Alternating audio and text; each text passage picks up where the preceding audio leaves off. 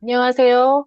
바다호랑이 온라인 전세계 공동체 상영회 및 정윤철 감독님과의 대화에 오신 여러분을 환영합니다. 오늘 사회를 맡은 저는 자카르타 촛불행동 공동대표를 맡고 있는 이주영입니다. 자, 여러분들 지금 참석하셨는데요. 리네임 해주시는 것을 요청을 드립니다. 앞에 이름 써주시고요. 뒤에 지역과 단체를 표기해 주시면 감사하겠습니다. 오늘은 고 김관홍 잠수사를 비롯한 민간 잠수사들의 이야기를 다룬 바다호랑이 여러분들 이미 다 보고 오셨을 거라고 생각하는데요. 이렇게 공동체 상영회 하고 그리고 오늘은 이 시간은 정윤철 감독님과의 간담회를 준비했습니다. 간담회 하기 전에 잠깐 저희 오늘 참석한 단체는요. 416 해외연대, 미시간 세사모, 샌프란시스코 공감, 스프링 세계시민연대 이렇게 참석했습니다. 하기 전에 저희가 묵념하도록 하겠습니다. 세월호 참사 304명의 희생자분들을 기억하고 생각하면서 진실 규명을 위해 끝까지 함께 하겠다는 마음으로 묵념하도록 하겠습니다. 묵념 시작.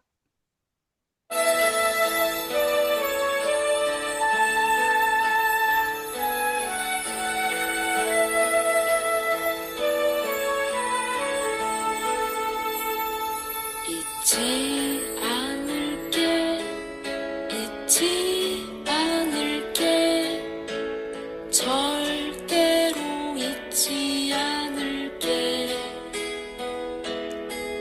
꼭 기억할게, 다 기억할게. 아무도 외롭지 않게. 바로 네, 그러면 저희 영화는 다 보셨으리라고 생각을 하고요. 바로 간담회를 시작하도록 하겠습니다. 저희 오늘 정윤철 감독님이 함께 해주셨는데요. 감독님 잠깐 간단한 소개를 드리도록 하겠습니다. 정윤철 감독님은 1997년도에 기념 촬영으로 데뷔를 하셨고요.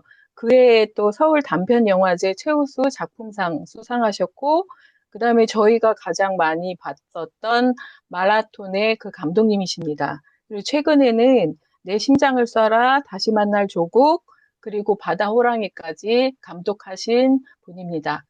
정윤철 감독님을 소개해 드리겠습니다. 감독님 안녕하세요. 네, 안녕하세요. 네, 아이고, 이렇게, 박수, 영상으로 박수를 해드리도록 하겠습니다. 감사합니다. 네, 이렇게 글로벌한 이 영화 상영회를 하게 돼서 참 뜻깊고 또 새롭네요. 네. 저는 뭐, 그 마라톤으로 이제 2005년도에 데뷔를 해서 벌써 딱 20년 전인데요. 그동안에 계속 뭐, 이제 좋지 아니한가, 또 뭐, 슈퍼맨이었던 사나이, 그리고 이제 그, 최근에는 그 대립군이라는 그 영화 사극, 네. 이정재 씨와 이제 여진구가 나오는데 여진구가 이제 광해군입니다. 광해군으로 인민들한테 이제 막 피난을 갈 때 이정재 씨와 그 여러 그 대립군이라는 남 대신 군대 가는 사람들 당시 조선시대 대립군이라고 했어요. 대신할 대자 써서 네, 어 대립군이라는 그 어떤 그 직업군인들 남 대신 군대 가서 돈 받고 군대 가는 거죠. 그런 사람들이 이제 광해군을 이렇게 모시고 가면서 벌어지는 왜군의 추격을 피해서 가는 그런 로드무비를 이제 2017년에 찍었고요.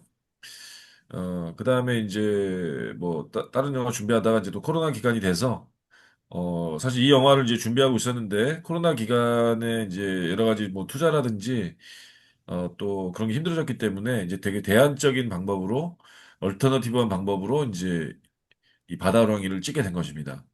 네, 그러다가 뭐, 네, 올 초에 이걸 그 사이에 갑자기 뭐 아까 말한 다시 만날 조국이라는 또 다큐멘터리 의뢰가 와가지고 그것도 잠시 찍었고, 제가 조국혁신당 당원은 아니지만 그래도 뭔가 탄핵에 대한 뭔가 다큐멘터리를 제가 찍고 싶었는데 그게 마침 그렇게 그 시간에 제가 이제 딱 1월 달부터 4월 달까지 그 기간을 다 거리에서 보내면서 직접 촬영을 할 수 있는 기회가 생겼어요. 그 다큐멘터리 때문에.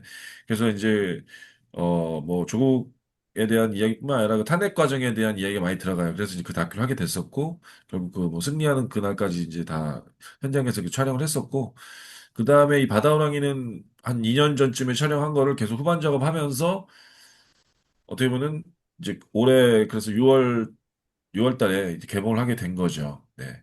그래서 극장에서 한 달 정도 이렇게 상영을 했고 그다음에 이제 공동체 상영들을 하면서 여러분들까지 만나게 된 것입니다. 네.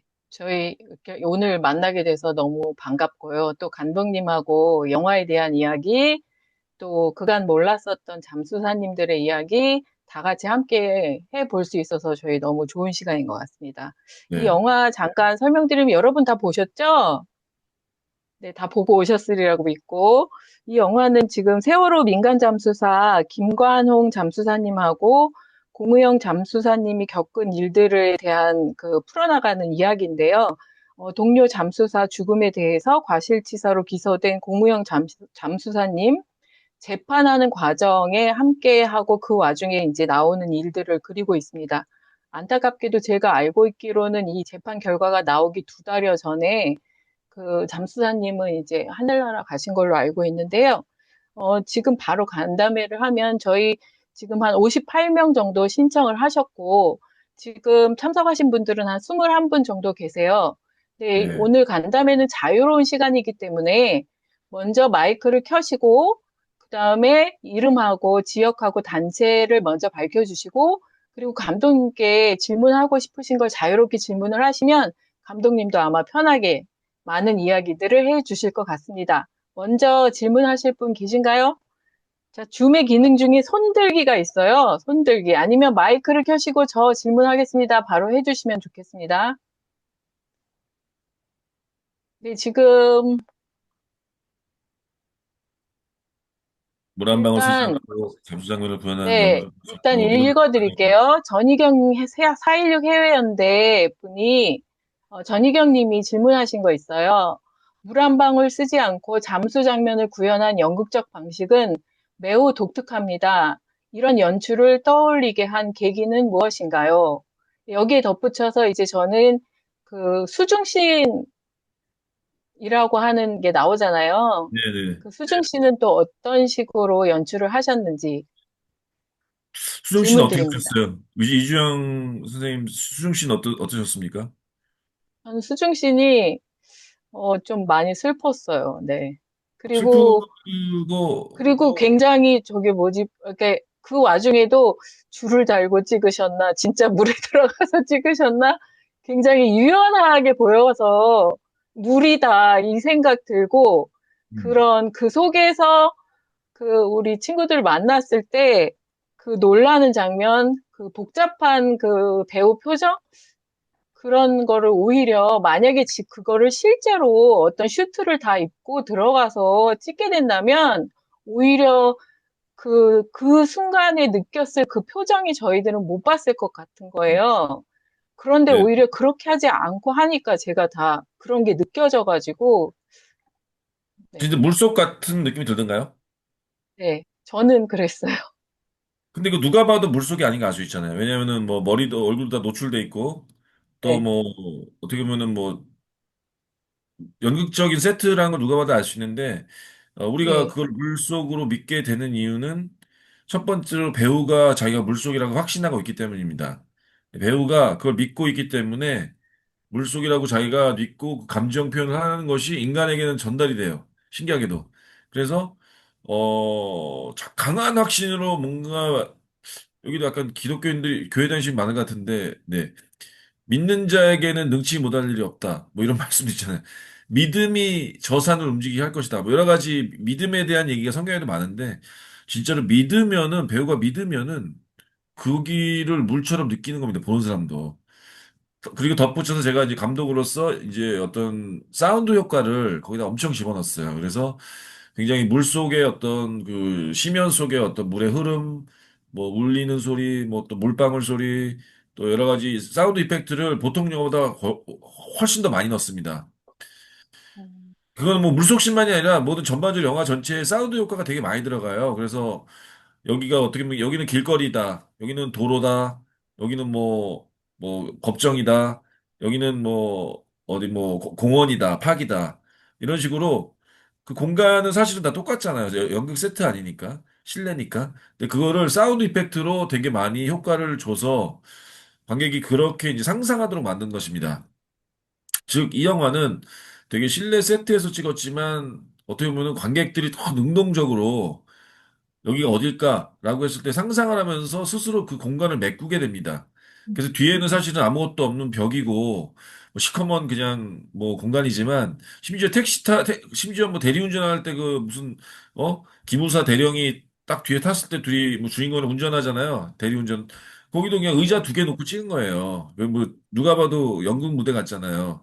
근데 거기다가 네. 자동차 길거리 소음 넣고 뭐 이렇게 또 조명을 통해서 뭐 헤드라이트 쫙 비치는 효과 계속 좀 넣어주고 그럼 차 붕 가는 소리 넣고 붕 하면서 계속 넣으면은 사람이 그거를 그런 곳이구나라고 믿게 돼요. 예. 가짜란 거 알면서도 사람들은 거기에 빠져듭니다. 그래서 참 저도 신기한 경험을 했는데 이렇게까지 이게 영화를 이런 형식으로 찍을 수 있다는 게 저도 사실은 되게 놀라운데 제가 뭐 처음부터 이거를 이렇게 하자고 완벽하게 구상한 건 아니었고 왜냐하면은 구상할 수 없는 게 이렇게 찍은 영화가 지금 한 편도 없어요. 저도 지금까지 뭐 감독이니까 수십 년 동안 수천 편 영화를 봤잖아요. 근데 이렇게 찍은 영화는 하나도 없습니다. 네. 네. 왜냐하면은 뭐 비슷하게 찍은 영화가 제가 인터뷰에서도 얘기했지만 한 20년쯤 전에 도그빌이라는 영화 있어요. 도그빌. 니콜 키드만이라는 여배우가 주연했던 도그빌인데 그건 한 마을에서 일어나는 약간 스릴러 영화인데 그거는 그 감독이 아예 큰 무대 장치를 만들었어요. 연극 무대를 짓고 여기 집, 여기도 옆집, 뭐 저쪽에 뭐 또 다른 집, 길거리 아예 마을을 지었습니다. 마을을. 그냥 세트로. 그래서 거기서 다 그냥 뭐 일어나는 이야기를 그냥 이렇게 쭉 찍어 나갔어요. 근데 저희 영화는 심지어 그렇게 뭐 세트를 짓지도 않았고 그냥 빈 공간이에요, 거의. 그리고 그 영화와 달리 우리 영화는 씬이 바뀝니다. 이 뭐 변호사 사무실 다음에 뭐 법정 다음에 길거리, 뭐 길거리 다음에 뭐 술집 다음에 뭐 물속 이런 식으로 씬이 계속 바뀌어요. 영화랑 똑같이 바뀌어요. 그렇기 때문에 되게 연극적인 방식, 연극보다는 영화에 되게 가깝습니다. 형식은. 하지만 촬영은 분명히 이제 연극적으로 실내 세트에서 다 했죠. 하지만 그 컷을 찍은 촬영 방식이나 네. 컷을 찍는 이 앵글이나 편집, 네. 그리고 씬 체인지 뭐 이런 것들은 거의 영화랑 똑같다고 보면 돼요. 그래서 그 도구빌은 되게 그 무대에서 연극을 찍은 것처럼 찍었다면은 저희 영화는 영화에 가깝게 무대에서 찍었는데 이런 영화가 없어요. 그래가지고 뭐 레퍼런스로 이렇게 제가 뭐 참조할 영화도 없었고 그냥 이거는 저희가 아까 말한 것처럼 이 영화는 이제 아까 뭐 줌으로 우리가 이제 연기 수업을 하던 사람들끼리 이제 코로나 기간에 우리가 비대면으로 만날 수 없으니까 비대면으로 연기 수업을 한번 해보자. 그래서 지금 이렇게 줌 하듯이 배우들이 한 10명 정도 이렇게 클래스를 만들어서 일주일에 한 번씩 만나서 연기 연습을 했습니다. 그래서 그 사람들과 나중에 이제 우리가 한 2년 정도 한 다음에 뭐 이렇게 끝났으니까 워크숍처럼 뭘 하나 이렇게 뭘 해보자.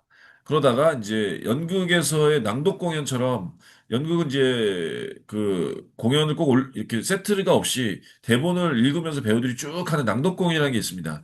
그래서 낭독 공연을 봐도 되게 재밌어요. 왜냐하면 실제로 감정을 담아서 대사를 이렇게 하기 때문에 처음에는 뭐 줄줄줄 뭐 그냥 읽는 거라서 지루할 것 같지만 되게 재밌어요. 그래서 우리도 그럼 저런 낭독 공연처럼 한번 뭔가를 해볼까? 하다가 우리는 뭐 줌으로 하는 영상 수업이었으니까 그럼 이걸 찍어보자. 그래가지고 뭔가 이렇게 모여가지고 우리가 뭘 이렇게 마이크 하나 놓고 이렇게 낭독을 하면서 서로 할 때 우리가 카메라 앵글로 이걸 담아보자. 배우들의 표정이 어떻게 나오나. 근데 그렇게 하다가 야 그럴 거 그냥 대본 다 외워서 와라. 외워서 그냥 우리 찍어보자 하다가 그러면 다 외워서 실내에서 이렇게 그냥 그거를 그냥 영화 앵글 그대로 찍을 텐데 그냥 다 실내에서 한 3일 만에 다 끝내보자. 장편 영화를. 그래서 저희가 3일 만에 딱 찍은 거예요. 처음에.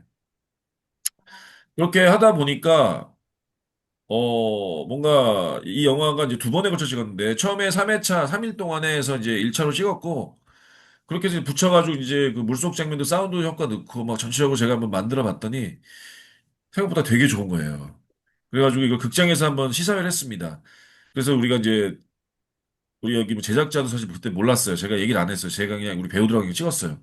그때 제작자도 초청하고 한 극장 한 100여 명 정도 모아가지고 지인들에게 보여줬더니 너무너무 좋다고 하는 거예요. 막 울고불고 난리 났어요. 그래가지고, 그럼 이거 극장에서 개봉할 수도 있겠는데?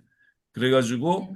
한 번 더 보충 촬영해서 3회차 더 찍어, 3일 동안 더 찍고, 그거를 가지고 총 6회차 정도 찍은 거예요. 6, 7회차 찍은 걸 가지고 결국 개봉하게 된 겁니다.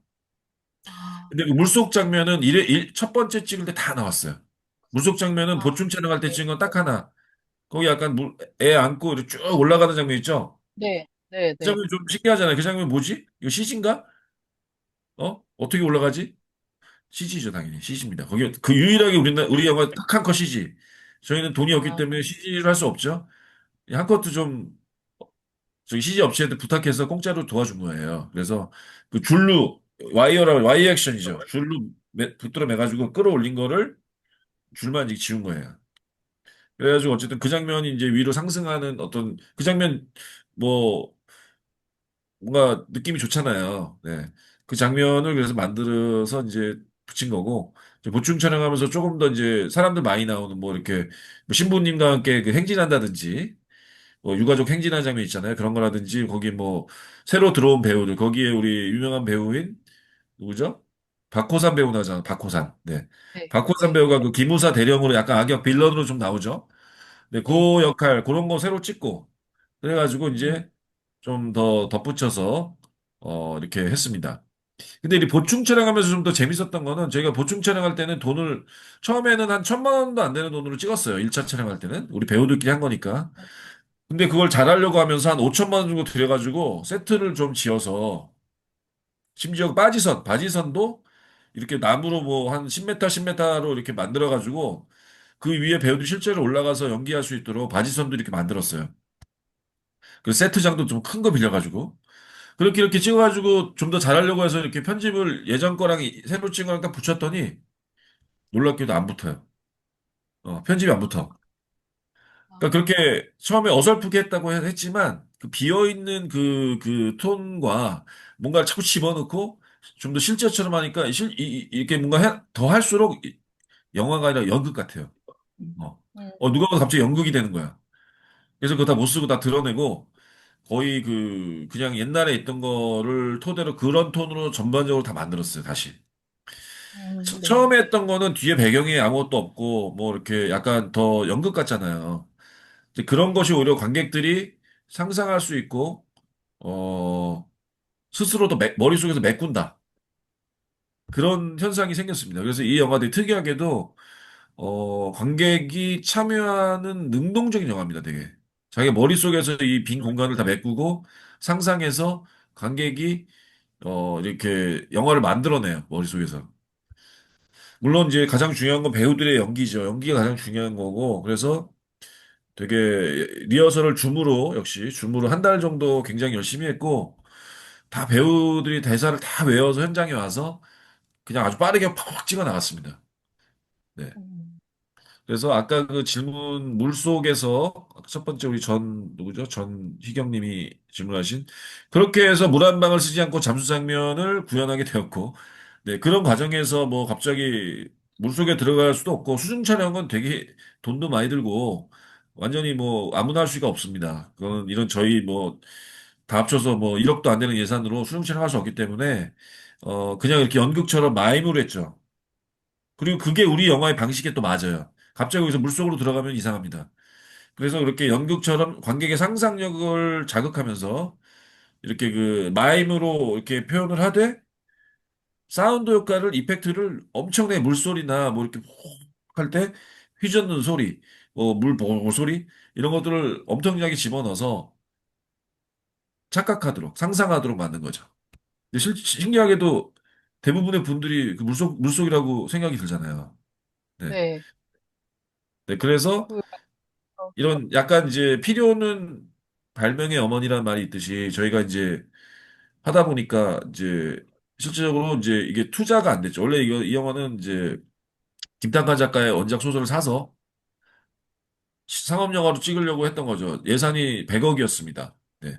뭐 잠수 장면도 있고 뭐 실제로 그 세월호 빠지선도 배 바다 위에 띄워야 되잖아요. 영화 찍으려면 뭐 그런저런 예산이 최소 100억이 드는데 당시에 그 코로나 기간 이제 말기였고 게다가 또 세월호 관련 소재니까 투자가 안 됐어요.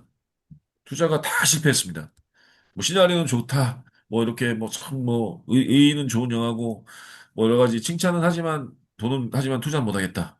다 이렇게 나와가지고 저희가 이제 접으려고 포기했던 프로젝트인데 아까 말한 것처럼 줌 수업 하던 우리 학생들과 함께 한번 해보자 이거를 그냥 했다가 보니까 생각보다 영화 시나리오에 있었던 감정이 그대로 다 나오는 거예요. 정말 어이없이. 그래서 이걸 그러면 영화로 만들어 보자. 이렇게 하다가 이렇게 새롭고 독특한 연극과 영화가 이렇게 하이브리드 된 이 촬영이나 연기는 다 연극이지만 편집과 사운드 효과는 영화죠.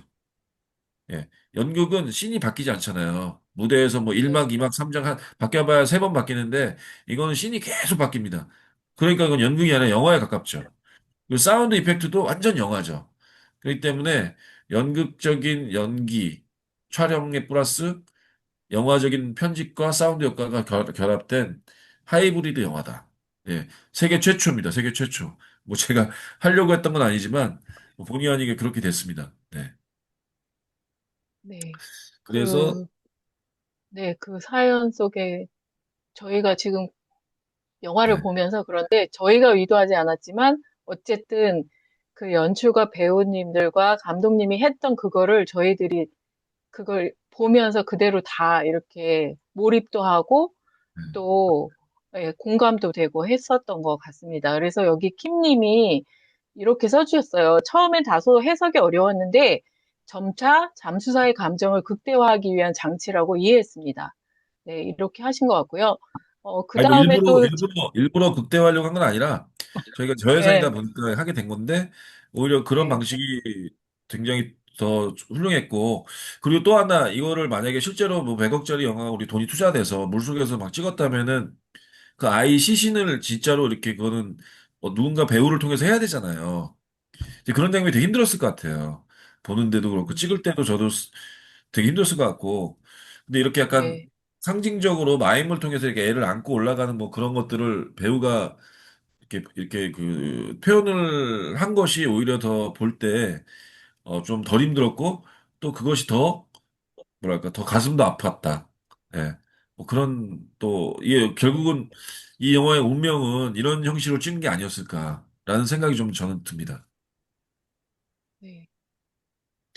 그리고 지금 또 질문을 계속 해주셨는데, 그 박성계님, 그 다음에 진실희망연대 김기정님, 김기정님은 암시와 복선이 분명했고, 시청자를 잘 이끌었습니다. 이렇게 해주셨고요.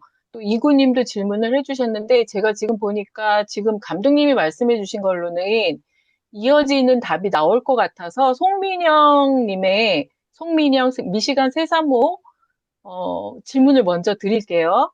줌으로 영화를 공부하고 연기를 연습하는 분들의 모임에서 이 영화가 시작되었다고 말씀하셨는데, 다른 각본이나 소재로도 많은 연습을 하셨을 텐데, 왜 바다 호랑이를 영화로 만들어 보기로 하셨는지 궁금하다고 합니다. 아, 예, 예. 이거 전에 뭐 또 이구 시애틀 르프론연대님도 뭐 물어보신 것 같은데 그것도 제가 말씀드릴게요. 좀 이따가. 네, 네, 네, 네. 네, 제가 잠시 송민영님 후에 답은 읽어드리겠습니다. 줌으로 영화를 사실 아까도 좀 설명드렸지만 이제 줌으로 이제 코로나 기간에 비대면으로 수업을 하던 그 배우들 한 10여 명과 함께 저희가 이제 한 2년 정도 연기 연습을 계속 했는데 그때 했던 대본들은 이제 그 어떤 영화의 한 부분만 뽑아가지고 연기 연습을 한 거죠. 좋은 장면을 뽑아서 뭐 예를 들어서 뭐 마라톤의 뭐 어떤 장면 뭐 아니면 뭐 또 뭐 양들의 침묵의 어떤 장면 뭐 어떤 영화의 뭐 또 뭐 포레스트 검프의 어떤 장면 뽑아가지고 그 한 5분 정도만 이렇게 연습을 계속 하는 거죠. 근데 그것도 되게 어려운 장면들이기 때문에 이제 정말 훌륭한 배우들이 한 장면을 우리 배우들이 하는 거는 되게 쉽진 않아요. 그래서 그거를 제가 디렉팅을 주면서 계속 더 끌어올리는 식의 수업을 했던 거고 또 영화 연극 배우들이니까 약간 영화 연기에 좀 낯설잖아요. 그런 것들을 계속 최적화 시켜주는 거고 그런 수업들이었지.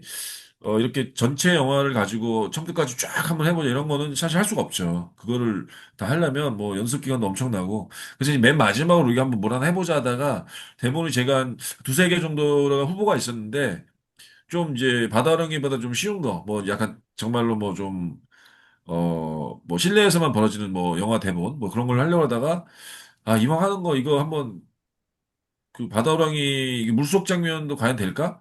이런 식의 약간 생각을 좀 네. 무모한 생각을 하면서 100억짜리 제작비지만 우리가 한번 이걸 한번 연기로서 한번 뚫고 가보자. 연기의 힘으로 한번 만들어 보자. 이런 생각이 들어서 이 친구들과 얘기를 했더니 한번 좋다 그래서 한번 해보게 되었습니다. 근데 이제 뭐 처음에는 사실은 우리가 영화 개봉으로까지 갈 생각은 솔직히 아니었기 때문에 우리가 우리끼리 한번 일종의 뭐 졸업 발표회 뭐 이런 식으로 한번 해서 영상물을 하나 찍어보자라고 하다가 그것이 점점 이제 그 생각보다 잘 나와서 시사회를 하게 됐고 거기에 보충 촬영을 좀 해서 진짜 개봉까지 가게 된 거죠. 그러면서 음, 뭔가를 저희도 이제 발견해 나가는 거였고 어떤 발명이라면 발명 같은 형식을 새롭게 발명한 거죠. 그래서 뭐 다른 각본보다 뭐 그냥 바다호랑이를 그냥 택해서 그냥 했다. 네, 그냥 뭐 어떤 처음입니다. 이런 걸 한 거는 사실은. 네. 그리고 네. 이분님 것도 그러면 한번 이어서 질문 드릴게요. 그 시애틀의 박성계님은 이런 질문을 주셨어요. 이 영화를 보는 분들이 영화를 다 본 후에 어떤 질문, 어떤 생각거리를 가지기를 원하시는지 여쭙습니다. 그러니까 감독님의 어떤 제작 의도를 여쭤보시는 건가? 네. 이걸 보고 어떤 생각을 하시게 되는지를 할 것 같아요. 관객이 어떤 질문이나 어떤 생각거리를 갖기를 원하시는지. 관객이. 구체적으로 이 작품은 이제 세월호에 대해서 영화가 몇 편 나왔지만 최초로 그 약간 가족 중심이 아니라 유가족 중심이 아니라 거기에 이제 좋은 일을 하셨던 잠수사분들. 어떻게 보면은 뭐 영화에도 나오지만 의병 같은 사람이잖아요. 그냥 전쟁이 났을 때 그냥 자발적으로 가서 정의감 때문에, 뭐 애국심 때문에, 아니 뭐 생명에 대한 어떤 그런 기본적인 양심 때문에, 뭐 선한 사마리아인들처럼 이렇게 지나칠 수 없어서 이렇게 좋은 일을 하셨던 분들이 겪게 되는 말도 안 되는 그 힘든 상황. 그것에 대해서 한번 생각을 해보았으면 좋겠습니다. 그리고 그분들이 겪었던 여러 가지 힘들었던 트라우마, 그리고 우리 국가와 사회가 전혀 신경 써주지 못했다는 것.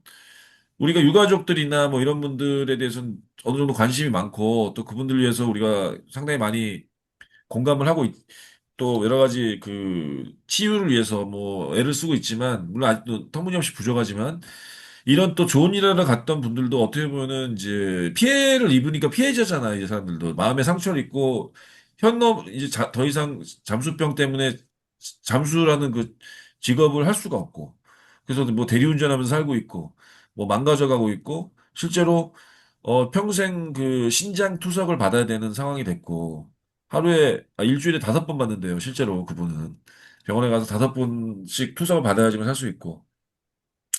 근데 국가에서 이들에 대한 뭐 예우나 어떤 대접을 제대로 안 해주고 거의 뭐 심지어 이렇게 범법자 취급을 하고 해경이 책임져야 될 죄를 이렇게 뒤집어 씌우고 이런 것들을 보면서 정말 국가란 무엇인가, 그런 걸 한번 생각해 보는 계기가 되고 또, 어, 나라면 과연 저렇게 잠수사들처럼 할 수 있을 것인가 라는 생각도 한번 해볼 수 있을 것 같고요. 또 최근에 이태원 참사 때 거기서 이제 막 구조 활동을 벌였던 젊은 소방관 청년이 하나 죽었잖아요. 자살했잖아요. 네, 그것도 너무 네. 안타깝지 않습니까? 정말, 아니, 32살밖에 안 된 그 청년이 참 앞길 구말리 같은 그런 청년이 그때 그 트라우마와 상처가 너무 힘들어가지고 그렇게 진짜 스스로 목숨을 끊었다는 게 저는 너무 슬펐습니다. 네. 뭐 돌아가신 분들도 뭐 슬프지만 아니 그렇게 구조 활동하던 양반까지도 그렇게 힘들어서 죽었다는 게 참 너무 슬펐고 우리 잠수사분들도 사실 다 그런 분들이죠. 뭐 간신히 죽지 못해 살고 있는 거거든요. 그런 것들에 대해서 우리가 좀 더 관심을 갖자. 그래야 우리가 뭐 어떤 사고가 나는 거는 인간이 못 막을 수도 있지만 그걸 도와주러 갖고 우리가 어떤 이 공동체가 뭔가 좋은 일을 하고 뭔가 뜻깊은 일을 했을 때 그것에 대해서 우리가 그렇게 애쓰신 분들도 우리가 좀 감싸 안을 수 있는 정도의 좀 인권이나 여러 가지 생각의 수준이 돼야 된다. 그런 얘기를 좀 하고 싶었습니다. 네, 물론 뭐, 감독님 말씀처럼. 네. 네, 말씀하세요. 물론 뭐 이렇게 잠수사분들 얘기만이 아니라 여기 이제 유가족도 나오잖아요. 나래 엄마로. 그래서 이분들이 결국은 이게 실제로 이 뜨개질하고 이런 거는 그 유가족 분들 커뮤니티에서 진짜 하시던 건데요. 그걸 뭐 잠수사들한테 뭐 선물로 주고 그러진 않았어요. 실제로는. 근데 이제 그 장면을 제가 보고, 아, 이런 식으로 엮어서 뭔가 좀 잠수사분들에게 이렇게 유가족분과 이렇게 좀 뭔가 만나는 계기가 그 스웨터 같은 게 되면 좋겠고, 이 스웨터라는 거는 사람 몸에 들어가는 거니까 그걸 통해서 뭔가 이 잠수사가 이렇게 남을 이제 더 이상 안아줄 수 없었던 그 트라우마, 그 물속에서 겪었던 너무나 그 어떻게 보면은 당시엔 몰랐지만 몸이 너무나 그 그런 행동이 힘들어서 몸에 생겼던 그 트라우마를 극복하는 계기가 어떻게 보면 그 유가족, 그 나래 엄마가 주는 어떤 작은 사랑, 작은 그 애정, 고마움의 표시, 그것으로 인해서 어떻게 보면 나을 수 있겠다. 그런 생각이 들면서 어떻게 보면은 그 트라우마라는 거는 힘든 사람끼리 서로가 또 감싸줄 때 또 이렇게 나을 수도 있는 조금이라도 좋아질 수 있는 게 아닐까 하는 생각도 들고 실제로 그 김관웅 잠수사도 유가족들이 자기들에게 고맙다고 했을 때 우울증 약을 끊었다고 어떤 인터뷰에서 얘기했거든요. 뭐 그런 것들, 참 뭐 국가가 해줘야 될 일을 피해자끼리 서로 해준다는 것도 참 슬픈 일이지만 그래도 그렇게 아픈 사람들끼리 서로 상처를 나눠 보듬고 서로 위로해주는 게 또 인간의 어떤 모습 아닌가. 뭐 그런 이야기도 좀 하고 싶었습니다. 감사합니다. 네. 네, 저는 이 영화 보면서 그 부모님들과 일반 시민들은 겪지 않았을 그런 상황들을 또 이 잠수사님들은 직접 몸으로 들어가서 그걸 다 겪으신 거잖아요. 뭐, 그거에 대한, 그것이 또 하나의 참사로 나오는 걸 국가가 계속 오히려 방치하고 조장했다 이런 생각도 들어서 굉장히 안타깝기도 하고 화가 났었는데요. 이번에는 늘푸른 연대의 이구님이 올려주신 질문을 드리도록 하겠습니다. 먼저 제겐 몰입도가 너무나 뛰어난 작품이었습니다. 특히 배우들의 마임과 대사들을 통해서 저희 의식 속에 잠재된 깊은 트라우마를 과감히 다시 깨우지 않았나 싶습니다. 제가 기억하는 대사 중에 조금만 기다려줘, 곧 바로 올게가 있습니다. 원작이 있다고 들었는데 이런 대사들은 실제를 바탕으로 하고 있는지요? 그리고 꿈에 나오던 강나래 학생의 붕대를 감은소는 어떤 의미를 가지고 있는지요? 라는 질문을 주셨습니다. 네, 실제 원작은 이제 김탁한 작가의 그 거짓말이다라는 네. 소설인데 이 소설은 사실은 일반 소설 같은 형식이 아니라 인터뷰를 모아놓은 거예요. 그 가짜 인터뷰, 페이크 다큐멘터리 같은 거죠. 그래서 뭐 해경의 인터뷰, 잠수사 인터뷰, 유가족 인터뷰, 뭐 또 거기 일반 시민 인터뷰, 뭐 거기 뭐 정신과 의사 인터뷰, 쭉 인터뷰를 한 10여 명의 인터뷰를 이렇게 나열해 놓은 그 형식이에요. 그래서 어떤 스토리텔링이 이렇게 있진 않아요. 그냥 그 인터뷰들을 쭉 늘어놓은 그런 이렇게 약간 다큐멘터리 같은 소설인데 거기에서 저희가 그 김관웅 잠수사가 했던 그 인터뷰를 가지고 김탁한 작가가 이제 그 잠수사의 인터뷰를 또 이제 만들었는데 이제 그 부분을 집중적으로 썼습니다. 거기에 이제 음, 사실 이제 실제로 김관웅 잠수사가 들어갔을 때 이제 한 명을 구했는데 알고 봤더니 걔 뒤에 몇 명이 더 애들이 손을 꼭 잡고 있더라. 그래서 그 잡은 손을 참 풀어줄 때 좀만 기다려줘. 곧 바로 다시 올게.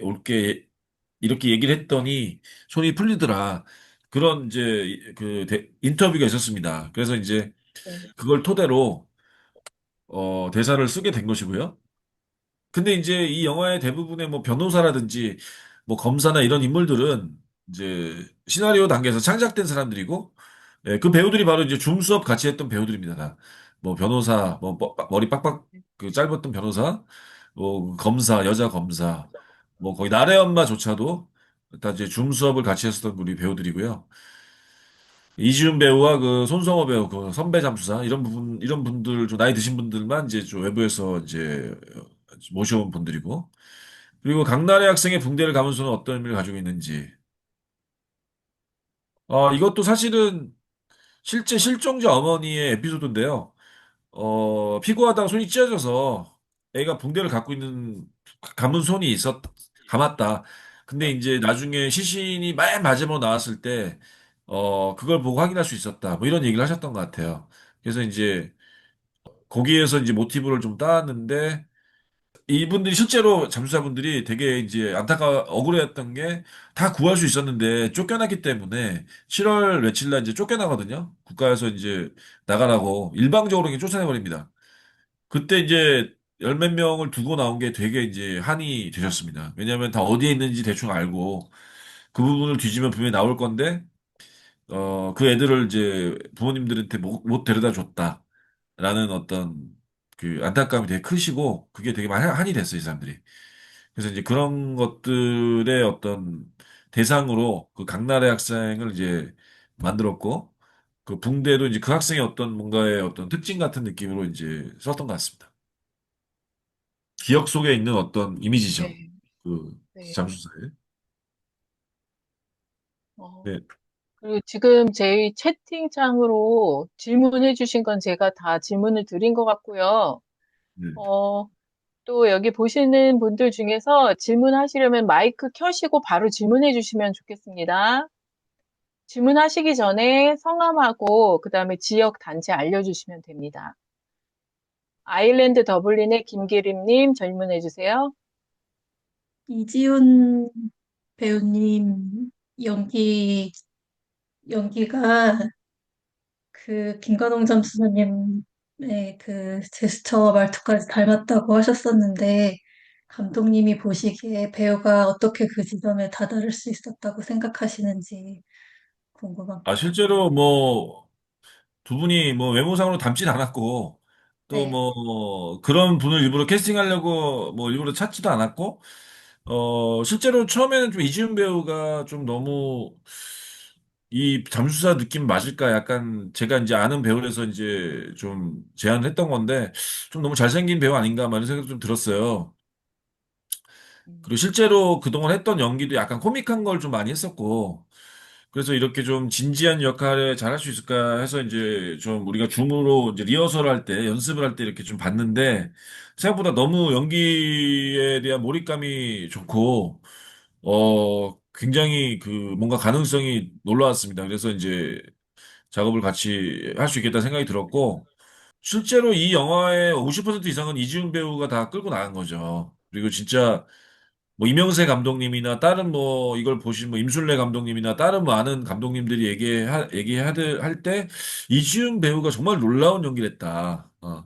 그리고 뭐 저 또한 뭐 물속에서 그 클로즈업으로 그 얼굴을 잡았을 때 파란 그 바다 조명 속에서 그 눈빛 연기와 그 아이를 진짜 목격했을 때 그 정말 그 표정은 진짜 제가 지금까지 했던 모든 영화를 통틀어서라도 진짜 최고의 장면인 것 같아요. 한국 영화에서 정말 보기 드문 그런 놀라운 연기를 보여줬고, 그게 이 영화에 되게 정말 소중한 하나의 또 결실이라고 생각이 드는데, 이게 왜 연기를 이렇게 갑자기 잘하게 됐을까 생각해보면, 이 영화는 연기 외에는 배우가 의지할 게 하나도 없어요. 뭐 뒤에 세트가 있는 것도 아니고, 무슨 뭐, 그렇다고 뭐, 물속에 진짜 들어간 것도 아니고, 그냥 아까 말씀드렸지만 진짜 믿어야 돼요. 그 상황은 본인이. 믿으려다 보니까 몇 배는 더 믿어야지만 연기를 할 수 있습니다. 그러다 보니까 이 확신을 하는 그 정도가 굉장히 강해지면서 이 오히려 배우의 연기가 더 많이 뿜어져 나온 게 아닌가 이런 생각이 들고 아무것도 없기 때문에 배우의 어떤 책임감도 더 세집니다. 이걸 내가 확신하고 내가 이걸로 안 하면 이 영화는 말이 안 된다. 다 무너진다. 뭐 이런 강박관념보다는 책임감. 그게 되게 세졌기 때문에 놀라운 연기가 막 보여진 것 같아요. 제가 볼 때는. 아, 그리고 이제 이 영화를 보고 났을 때 유가족분들이 실제 김건홍 잠수사의 부인과 아이들이 이 영화를 봤는데 저도 되게 걱정됐어요. 어떻게 보실까. 전주영화제에서 이제 처음으로 보셨는데 보고 나서 막 이제 눈물 엄청 흘리시고 나서 이런 말을 하시더라고요. 생긴 거는 참 뭐 닮았다고 볼 수는 없는데 이상하게 자기 아빠랑 너무 비슷하다. 그 큰딸이 그런 얘기를 하면서 뭐 와이프도 우리 남편이랑 되게 비슷한 느낌이 난다. 그러시는 거예요. 그래서 제가 좀 신기했습니다. 그래서 그리고 딸이 이제 또 얘기하는 게 왜 아빠가 그렇게 힘들어하고 되게 술 마시고 막 그렇게 괴로워했는지 이제 자기가 좀 느낌이 좀 알겠다. 그런 얘기를 하더라고요. 그래서 아마 예전에는 김관우 변호사가 집에서 막 괴로워하고 술 마시고 막 이렇게 할 때 사람들, 뭐 가족들조차도 잘 이해를 못하고 왜 저렇게 술 먹나, 왜 저렇게 힘들어하나, 막 그랬던 것 같아요. 근데 이제 이 영화를 보고 났을 때 왜 저렇게 힘든가, 그런 걸 좀 이해하게 됐다고 그래서 제가 좀, 뭔가 기분이 좀 이렇게 좀 만든 보람이 있다고 생각했습니다. 휴스턴 한비의 구보경님 질문 손 들으셨는데요. 마이크 켜시고 질문해 주세요. 네, 질문하기 전에 소개해 주세요. 네, 안녕하세요. 스프링 세계 시민연대와 휴스턴 함께 만든 비 구보경입니다. 저희는, 안녕하세요. 네, 안녕하세요. 저 세월호 활동을 하고 있기 때문에 이런 세월호 참사 진상규명과 이런 여러 의인들, 그 곁을 지켜주셨던 많은 분들에 대한 관심을 많이 가지고 있었고, 계속 이 세월호 참사에 관한 이런 아직도 해결되지 않았고, 또 이런 해경이 구조하지 않았고 그 나머지에 뒤집어 씌워서 이 구조를 어, 말이 잘 안 되는데 어쨌든 김관웅 잠수사님이 하신 말씀 중에 죽은 자를 위해 산 자가 이렇게 뛰어드는 법은 없었다. 이렇게 잠수 구조를 하는 일은 없었는데 그 현장에서 그 겪었을 많은 일들이 많이 전해지고 또 감독님께서 많이 주목하신 그 의병이라고 표현하신 것처럼 이런 의인들, 이 의로움과 양심 여기에 많이 집중하셨다는 거에 대해서 일단 저희가 세월호 활동을 하고 있는 활동가 입장에서 매우 감사드린다는 말씀을 드리고 싶고요. 네, 또 네. 저희도 김탁한 소설가의 그 거짓말이다. 그리고 또 슈퍼맨이었던 사나이 이 두 가지를 저희 스프링에서 저희가 북클럽과 이런 토론을 한 적이 아, 있었었거든요. 그래요? 근데 네네. 네, 근데 감독님께서 그 영화를 만드셨던 분이었다는 거에 대해서 굉장히 좀 근데 많이 슈퍼맨이든 이런 사나이도 약간 의인에 네, 대한 약간, 의인이죠. 네, 예, 약간 좀 예, 정신이 온전치 못하지만 그래도 예, 슈퍼맨이라고 착 믿고 있는 그런 예, 의인에 대한 이야기죠. 어떻게 보면 네, 네. 코미디긴 하지만.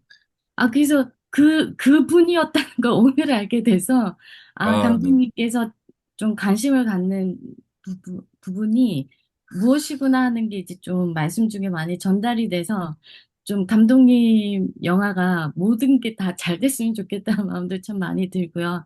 그래서, 고맙습니다. 네, 네. 제 질문은 이제 하고 싶었던 게, 저희도 세월호 활동을 하면서 아직 해결하지 않은 이 문제를 좀 많이 풀어나가고 싶은데, 그래도 상업 영화로 이렇게 만드셨잖아요. 네네. 근데 여전히 지금 10년이 지났기 때문에 사람들이 대중성을 가지고 이 영화를 접근한다는 것 자체가 조금 대중화시키는 게 굉장히 어려웠을 거라는 생각이 들고, 이 바다호랑이를 그래도 이 영화로, 다큐멘터리가 아닌 영화로 이렇게 만들면서, 어, 또 대중들에게 내놨을 때 체감하신 온도.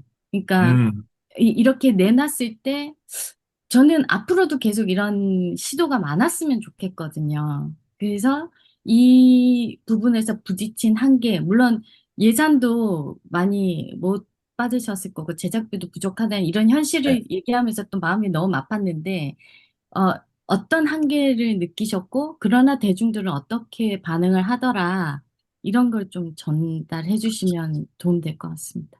네, 그 부분도 제가 좀 할 말이 많은데, 이게 저희는 어쨌든 어렵게 해서 이제 약간 대안적인 형식으로 영화 만들었죠. 이제 그거는 뭐 제가 할 일이고, 그 다음에 영화를 만들었으면 뭐 이제 시사회 반응도 좋았고, 영화제에서 전주영화제도 뭐 3회다 매진됐고, 보신 분들도 다 되게 뭐, 물론 여러분들은 지금 컴퓨터로 보셨지만 극장에서 보면은 훨씬 좋거든요. 당연히. 이 영화는 사운드가 되게 중요한 영화라서, 사실 제가 그래서 좀 이거를 이렇게 뭐 하여튼 이렇게 컴퓨터로 보면은 조금 아쉬웠긴 한데, 그래도 좌여간 뭐 여러분들이 영화는 이제 좋게 보셨으니까. 근데 이제 그래서 이제 개봉하는 게 이제 그다음에 문제인데, 개봉은 이제 극장을 과연 몇 개나 잡느냐, 또 마케팅을 어떻게 하느냐, 또 어떻게 사람들에게 이 영화를 알려내느냐 이런 게 되게 중요한 거잖아요. 저희가 당연히 이제 세월호 물론 10년, 11년 차였지만 올해가 아직도 세월호 부분은 관객분들이 되게 부담 느끼고 또 일반 관객들은 사실은 뭐 제발 좀 그만해라 아직도 뭐 세월호 얘기냐 심지어 이렇게 얘기하는 사람도 있고 그게 아직도 뭐 잊혀진 문제가 아니잖아요. 아직 다들 힘들어하는 분야이기 때문에 그런 부분들에 대해서 좀 저희 영화는 유가족의 뭐 생일이라든지 여러 뭐 유가족 그 작년에 나왔던 또 뭐죠 뭐 목화솜 피는 뭐 그런 네. 그런 저 세월호 가족들의 이야기가 아니라 이제 되게 그 잠수사들 얘기다. 마치 좀 소방관들의 어떤 그런 그 힘든 것들을 이렇게 이제 우리가 다루는 것 같은 좀 영화다라고 상당히 좀 그래도 많이 직접적인 세월호 영화는 아니다라고 약간은 하려고 마케팅적인 면에서 노력을 했지만 그래도 별 소용이 없었어요. 그냥 이 작품은 되게 세월호 영화라고 사람들이 생각이 들고 그래서 관객분들이 아직도 심지어 저희가 이제 그 김어준의 뉴스 공장에 나가서 이렇게 이제 모금을 했습니다. 마케팅비 모금을 했는데 거기서 되게 많이 거쳤어요. 한 1억 8천 정도가 모였습니다. 그래서 되게 그걸로 우리가 이제 전국 순회 시사회도 했고 또 이제 여러 가지 홍보에 쓰는 자금도 이제 뭐 만들 수 있어서 그래서 극장에서 한 200개 정도의 극장에서 개봉했습니다. 적은 게 아니거든요. 독립영화치고는. 그런데 그때 이제 그 김어준 그 뉴스공장에서 후원을 해주신 분들에게는 티켓이 나가고 그 사람들이 이제 와서 보시면 돼요. 근데 돈만 내고 안 오세요, 사람들이. 네. 그래서 보시면 이게 보고 입소문을 내야지 저희가 이제 홍보가 되는데 후원은 해주겠다 하지만 난 못 보겠다 힘들어서 그런 분들이 되게 많아서 출석률이 20%밖에 안 됐어요. 네, 100명이 오셔야 되는데 극장이 20명밖에 안 와요. 그래서 생각보다 좌석이 되게 많이 비었어요, 이렇게. 그래서 제가 좀, 이왜 그러지? 후원을 해주신 분들이면 되게 적극적인 분들인데, 여러분들처럼 되게 이 문제에 굉장히 자기 일처럼 나서고 또 생각이 이렇게 굉장히 어떤 진보적인 분들인데 왜 극장에 안 오는 걸까? 이렇게 좀 물어보니까 후원은 내가 해주겠는데 가서 보는 거 너무 힘들 것 같다. 이런 분들이 되게 많았어요. 그래서 그때 제가 느낀 게, 이 세월호 문제가 아직까지 현재 진행형이다. 이 상처가 아직도 안 온 게 아니구나. 아직도 그게 되게 많은 분들이 힘들어하는 문제구나. 이런 생각이 들었고, 그래서 물론 이 영화는 직접 보고 나면은 실제로 이렇게 막 표현이 되게 상징적이잖아요. 뭐 이렇게 뭐 죽은 뭐 배아에서 시신들이 나오거나 이런 영화가 아니기 때문에 보고 나면 좀 생각보다 그렇게 너무 힘들진 않다 이런 생각이 들지만서도 그래도 이제 보기 전에는 굉장히 엄두가 안 나는 그 부분들이 있었다. 그런 생각이 좀 듭니다. 그래서 저 영화가 이제 좋은 영화라고 다 본 사람들은 이렇게 말씀을 하시지만 실제로 그것이 극장으로까지 이어지기에는 약간의 좀 어려운 그런 관문이 있었다. 바리케이트가 있었다. 그런 생각이 좀 들어요. 음, 네, 그것도 공감. 저 그게 지금 여러분들도 이제 바로 활동하시면서 아직도 세월호 얘기 이렇게 좀 더 사람들이 지금은 좀 편하게 접근할 수도 있지 않을까 생각하지만 되게 아직도 힘들어 하잖아요. 네, 그런 네, 되게 맞아요. 편안하기보다는 조금 뭔가 그렇게 민감하지 않게 접근할 수도 있지 않을까 싶은데 사람들이 아직까지도 되게 그 트라우마가 너무 세서 그냥 생각 자체가 되게 힘드신 것 같아요. 네. 그건 아마 우리가 맞습니다. 좀 다시 고민해야 될 지점이다라는 생각이 저도 이 영화를 통해서 새삼 들었습니다. 네, 맞습니다. 그리고 지금 바로 이어서 시애틀 늘푸른 연대 이구님이 또 손 드셨어요. 바로 질문 받도록 하겠습니다. 예, 말씀하세요. 아마 예, 자연스럽게 이어지는 질문 같은데요. 먼저 영화 잘 봤고요. 보면 영화상에서는 이제 잠수사님이랑 유가족이랑 서로 이제 이해를 하고 치유를 하면서 트라우마를 극복하는 그런 이렇게 해피엔딩으로 보여지거든요. 적어도 잠수사에도 그렇고 시신도 그렇고.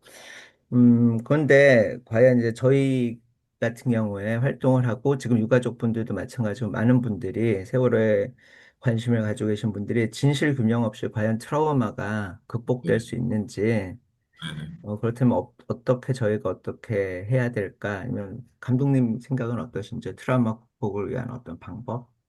과연 트라우마가 극복될 수 있을까? 뭐 그런 것들. 이 트라우마는 사실 다양한 다양하게 모든 사람들에게 있는 것 같습니다. 그때 일반 시민들도 그때 거의 뭐 밤잠을 못 이룰 정도로 뉴스에 매달리고 뭐 정말로 뭐 모든 SNS에 뭐 그래서 뭐 정말 그 손에 놓지 못할 정도로 한 6개월간 굉장히 그 사태가 거의 남의 일이 아니었잖아요. 뭐 거기에 참여하신 분들은 말할 것도 없고 뭐 유가족분들이야말로 뭐 가장 뭐 힘드실 거고. 근데 이제 그런 각 모든 사람들에게 있는 이런 트라우마들이 사실 극복이 된다, 안 된다. 그거는 사실 제가 어떻게 말씀드릴 수 있는 부분이 아닌 것 같고, 좀 이런 생각을 해봅니다. 결국은 그 시간 속에 시간의 흐름과 그리고 이제 이거를 이 국가라는 주체가 이걸 이분들을 어떻게 대접하고 어떻게 예우하고 어떻게 위로하느냐의 문제가 가장 크다. 그래서 광주항쟁이라는 게 있다. 광주가 사실은 80년대에 일어났으면 90년대 초까지도 광주는 굉장히 전혀 해결되지 않았어요. 그냥 뭐 80년대 말할 것도 없고 그러면서 그 사실 그 광주에서 돌아가신 분은 세월호보다도 어떻게 보면 뭐 직접적으로는 좀 적죠. 근데 이제 워낙에 국가에 의해서 벌어진 폭력적인 사태이기 때문에 그것이 엄청난 트라우마가 됐지만 그게 이제 어느 정도 역사의 어떤 그 페이지로 들어가고 또 모든 사람들이 그것을 치유하고 이제 좀 더 미래로 나아가는 그 과정에 있어서는 그 망월동 묘지가 되게 성역화되고 또 어떤 정치와 모든 좌우를 떠나서 다 그것을 뭔가 이렇게 뭐 거의 국가적인 추모 분위기로 만들어졌을 때 그것이 조금씩 조금씩 어 트라우마가 치유되고 조금 더 그것이 이제 고통과 어떤 역사적 사실로 이렇게 바뀌어 나가는 것 같아요. 근데 세월호는 뭐 전혀 아직도 그런 식으로 뭐 진실 규명을 떠나서 그분들에 대한 예우나 요즘 솔직히 광주항쟁에 벌어진 그 분들에게 빨갱이들이다. 누가 뭐 가짜다. 심지어 이런 얘기는 하지 않잖아요. 뭐 그러는 좀 미친 극우적인 사람들도 가끔 있지만 그래도 뭐 국민의힘이건 뭐 어떤 보수적인 사람들조차도 광주항쟁을 가지고 뭐 토를 달진 않습니다. 근데 그걸 가지고 뭐 그 사람들을 뭐 놀러 갔다 죽었다 뭐 괜히 뭐 국가에 저항하다 죽었다 이런 식으로 얘기하지 않거든요. 근데 세월호는 아직도 국가적으로 정리가 안 돼 있어요. 뭔가 뭐 진실 규명은 뭐 그게 과연 왜 침몰했느냐 그거는 이제 좀 더 그 다음에 문제인 것 같고 그 유가족들이나 관계됐던 사람들에 대한 그 마음가짐이 너무나 이렇게 보수와 이렇게 국가 반으로 나뉘어져 가지고 아직도 부모님들이 겪었던 그 2차 가해 그런 것들이 전혀 치유가 안 돼 있습니다. 그래서 그거를 뭐 이재명 대통령이 그래서 이제 취임 일성으로 거기에 대해서 이제 그걸 언급했고 그거를 이제 이재명 정부에서는 그런 일이 이제 안 벌어지도록 최대한 노력하겠다고 했지만 그건 뭐또 이제 다른 사고가 안 나도록 노력하는 거는 다른 문제고 지금 이 세월호 문제를 어떻게 예우하고 그걸 어떻게 정말 거기를 추모 공간을 어떻게 만들고 국가적인 어떤 대처를 하고 위로를 할 것인가 그 문제가 가장 중요한 것 같아요. 제가 볼 때는. 그것이 없이는 그냥 이거는 대한민국의 어떤 사람은 그 사건을 추모하고 어떤 사람은 그거를 뭐 그냥 놀러 갔던 수학여행 갔더니 죽은 걸 가지고 왜 난리냐 이런 시각을 갖고 있다면 이 문제는 영원히 봉합이 안 된다. 타이타닉 사고가 있습니다. 타이타닉이 깔아앉았을 때도 3천 명이 죽었잖아요. 거의 2,800명인가? 자, 그 사건 직후에 미국은 완전 초상집이었을 거예요. 거기 되게 부자들이 다 죽었거든요. 자, 근데 그 사건이 이제 영화로 만들어진 거는 100년이 지나서 만들어졌어요. 거의 100년.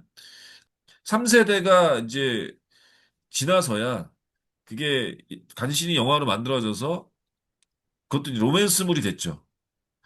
하지만 그 안에 타이탄의 비극도 녹아 있습니다. 그래서 되게 사람들이 볼 때 단순히 뭐 사랑 얘기뿐만 아니라 거기에 타이타닉 사고를 왜 그 사고가 났고 왜 인간의 그 욕망이나 욕심이 그런 참사를 빚었는지 그리고 그것에 대해서 어떻게 대처하고 거기에서 이기적인 사람과 이타적인 사람들이 어떻게 행동하는지 그런 것들을 이 영화가 되게 잘 표현했기 때문에 단순히 러브 스토리가 아니라 되게 휴먼 드라마 같은 느낌이 났어요. 그러면서 그거는 이제 그 역사 속에 있는 어떤 그런 사실로 이제 다가가면서 그 당시에 어떤 그 트라우마나 이런 것들이 남아있진 않죠. 근데 그거를 가지고 만 타이타닉이 뭐 빙산에 침몰된 걸 가지고 뭐 그걸 뭐 누가 음모론이다. 아니면 뭐 그걸 가지고 되게 뭐 부자들이 놀러 가다가 죽은 걸 가지고 왜 우리가 추모하느냐. 이런 식으로 미국에서 처리하지 않잖아요. 마찬가지로 이 세월호를 바라보는 이 시각이나 국가의 자세나 사람들의 어떤 생각이 하나로 모여지고 그 추모라는 국가적인 추모, 국가적인 어떤 그 위로의 마음이 하나로 모아질 때 저는 이것이 이제 어떤 그 트라우마가 어느 정도 좀 모두에게 나누어져서 유가족분들도 좀 마음이 편해지시고 또 좀 더 미래로 나갈 수 있고 또 뭔가 사회적으로도 사람들이 그냥 생각하기도 싫어 뭐 이런 게 아니라 그 사건을 이제 우리의 어떤 현대사의 한 부분을 받아들이고 이렇게 치유해 나갈 수 있을 것 같습니다. 그러기 위해서는 사실은 저희가 해야 될 게 되게 많아요. 삼풍백화점 사건 같은 것도 제가 이번에 촬영을 30주년이라서 촬영하러 갔거든요. 네. 삼풍백화점 그 추모비가 그 현장에 있지 않습니다. 예? 양재동 시민의 공원 구석에 있어요. 거기에 제가 찾아가서 봤더니 거기에 뭐 100여 명 정도 모여서 이제 30주년 추모식을 아주 구석에서 하고 계신 거예요. 근데 다행히 거기에 뭐 우원식 국회의장이나 우리 뭐 박주민 국회의원들도 오시고 그렇게 해서 이제 30주년 추모식을 했지만 6월 29일 날 그 제가 봤던 장면 중에 너무나 제가 촬영을 하면서도 막 눈물이 날 뻔했던 장면이 거기 유족회장이라고 하시는 분이 이런 말씀하셨습니다. 제 딸이 현장에서 죽었을 때 제가 환갑이었는데 지금 제가 이제 90입니다. 아, 이런 얘기를 하면서 그런데도 저희가 아직도 이렇게 구석에서 계속 추모 행사를 가져야 된다는 게 참 슬픕니다. 이런 얘기를 하실 때 제가 너무나 진짜 좀 가슴이 아팠습니다. 그런 것들에서부터 우리가 진짜 뭐 9.11이 터졌다, 미국에서. 그거를 거기가 9.11 추모비가 어디 뭐 저기 뭐 워싱턴에 있나요? 한 구석에 있나요? 그냥 현장에 있잖아요. 뭐 땅값 떨어진다고 그걸 없애고 이러지 않잖아요. 삼풍백화점 사건은 땅값 떨어진다고 거기 못 세우게 난리를 쳐가지고 양재동에다 세워놓은 겁니다. 그리고 거기에 아크로비스타가 들어서고 거기에서 윤석열이 살고 있는 거예요. 정말 아이러니하고 너무나 어떻게 보면 섬찟한 거죠. 성수대교 참사도 마찬가지입니다. 성수대교도 제가 진짜 이런 영화를 찍게 받아오는 게 저희 약간 운명 같은 게 제가 단편 영화로 처음 뭔가 세상에 선보인 영화가 기념촬영이라는 영화인데 그게 성수대교 참사 때 이제 죽은 그 여학생 두 명, 여학생들 얘기예요. 제가 한양대 연극영화과 다녔는데 거기가 왕십리에 학교가 있기 때문에 어, 그 무학여고 학생들이 이제 바로 옆에 무학여고가 있었는데 그 학생들이 그때 많이 죽었어요. 그래서 제가 너무나 참 슬퍼서 그 소재를 가지고 이제 기념촬영이라는 영화를 찍었습니다. 근데 그때는 이제 사회적인 재난의 소재를 가지고 제가 찍었는데 이번에 이 바다호랑이를 어떻게 보면은 사회적 재난을 가지고 제가 이제 장편 영화로까지 이렇게 찍게 됐는데 저의 어떤 영화의 첫 출발이 성수대교 참사였다면 지금 또 이제 거의 30년 지나서 이 세월호 참사를 가지고 또 영화를 찍게 되었다. 그게 어떻게 보면 저도 약간의 뭐 운명 같은 그 길을 걸어가고 있다 이런 생각이 들면서 근데 이제 제가 또 슬픈 것은 세상이 거의 안 바뀌었다. 아직도. 그런 생각이 들면서 이 성수대교 참사도 제가 참 분통이 터지는 거는 이 추모비가 성수대교에 없어요. 아니, 그 다리 옆에다 뭐 아파트 지을 때도 아니고, 다리에다가 당연히 세워놔야 될 거 아닙니까? 그 무너진 교각에다가. 근데 성수대교 추모비가 그 옆에 있는, 뚝섬에 있는 중앙분리대인가 어디에 있어요. 그 뚝섬, 그 바로 옆에 중앙분리대 같은 데다 이상한 데다 세워놨습니다. 유족들이 가지 못하도록, 추모를 못하도록. 저 너무 어이가 없습니다. 그래서 이번에 세월호 이 추모비조차도 추모 행사를 한 그 안산에다 세우겠다고 할 때 너무 난리가 났잖아요. 뭐 거기다 왜 장례식 제가 광화문에 있었던 그 세월호 추모 공간 그 사진들 막 애들 사진 쫙 있죠. 그거를 이제 하도 난리 쳐서 철거했잖아요. 박원순 시장 때 철거해서 거기다 이제 뭐 따로 뭐 안산에다가 이제 그걸 뭐 정식으로 세우면 옮기자.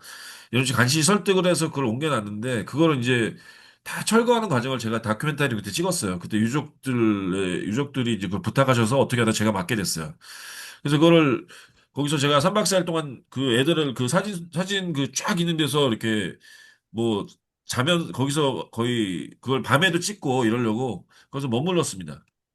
그러면서 애들 얼굴도 하나하나 다 담고 그랬는데 부모님들이 그 애들 사진을 다 하나씩 띌 때 그때 되게 막 오열하셨어요. 왜냐면 우리 애들이 그나마 거기 있으면은 뭔가 한 학교에 다 모여 있는 것 같고 또 아직도 사회적으로 뭔가 이렇게 좀 관심을 받는 것 같은데 그 사진들을 다 띄어서 이제 그 영정들을 이렇게 박스에 다 이렇게 집어넣을 때 그때 다 되게 너무 오열하시는 거예요. 슬퍼하셨어요. 저도 충분히 그때 되게 느꼈습니다. 아, 뭔가 이 아이들을 이렇게 우리가 또 어딘가에 숨겨놓는 거 아닌가? 뭔가 이렇게 뭔가 이 참사 자체를 또 감추려는 게 아닌가? 그런 걱정이 많이 들었는데 하여튼 뭐 그런 식으로 우리 대한민국은 어떤 참사를 이렇게 제대로 예우하고 국가적으로 그거를 위로하거나 또 이런 일이 절대 안 벌어져야겠다라는 맹세나 각오를 다지는 게 아니라 그냥 숨기고 또 땅값 떨어진다. 그냥 뭔가 되게 이기적이고 너무나 천민 자본주의적인 생각을 하는 거죠. 이제 그런 것들이 사실은 이 세월호의 그 트라우마를 계속 그냥 아직도 상처가 아물지 않고 그냥 피가 계속 흐르도록 만드는 것 같아요.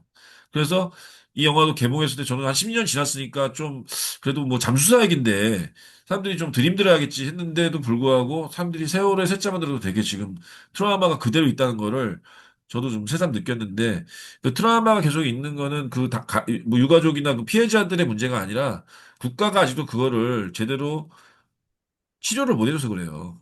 네. 그리고 주변 사회 공동체가 그걸 아직도 그냥 내팽개쳤기 때문에 그게 아직도 그렇게 아물지 않고 그냥 현재 진행이 되는 것 같습니다. 뭐 이태원 참사는 뭐 말할 것도 없죠. 정말로 이태원 참사는 아예 윤석열 정권에서 노골적으로 그냥 세월호의 어떤 뭔가 레퍼런스가 있으니까 아예 그냥 처음부터 아예 그냥 찍어 눌렀잖아요. 완전히 진짜 사람이 할 짓이 아닌 정말 너무나 사악한 짓을 했기 때문에 그분들이 갖고 있는 트라우마나 상처는 더 크고, 어떻게 보면은, 뭐, 그것도 참, 이 새로운 정부에서 그거를 어떻게 다뤄야 되는지를 좀 지켜봐야 할 것 같고, 뭐, 좀 많은 목소리와 연대의 힘이 필요한 것 같습니다. 저도 뭐, 그래서 이 영화도 이제 그런 면에서 조금이라도 보탬을 주기 위해서 저도 해야 될 일을 했던 것 같고요. 네. 네, 감사합니다. 지금 감독님이 말씀하시는 사이에 질문들도 많이 또 채팅창에 서 있어서요. 먼저 미시간 335의 송민영 님이 올려주신 글을 읽어드릴게요. 네. 직접 말씀드리고 싶었는데 말하다가 오열하게 될 것 같아서 글로 쓰신다고 합니다. 네. 감독님께서 이러한 연출 방식이 이 영화의 운명이었다라고 하신 말씀을 저도 영화를 보는 내내 느꼈습니다.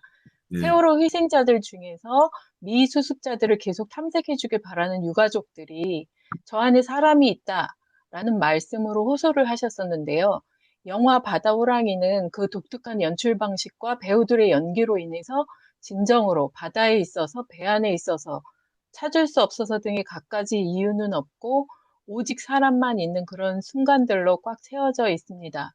그리고 관객들이 직접 배경을 메꾸는 효과가 있다고 하셨는데 그 효과를 깨닫기 그 이전에 사람만 있는 느낌이 그 당시 아무것도 도울 수 없어 무기력했던 사람들의 너무나 애가 타고 비통한 감정에 대해 영화가 공감해 주는 것 같았습니다.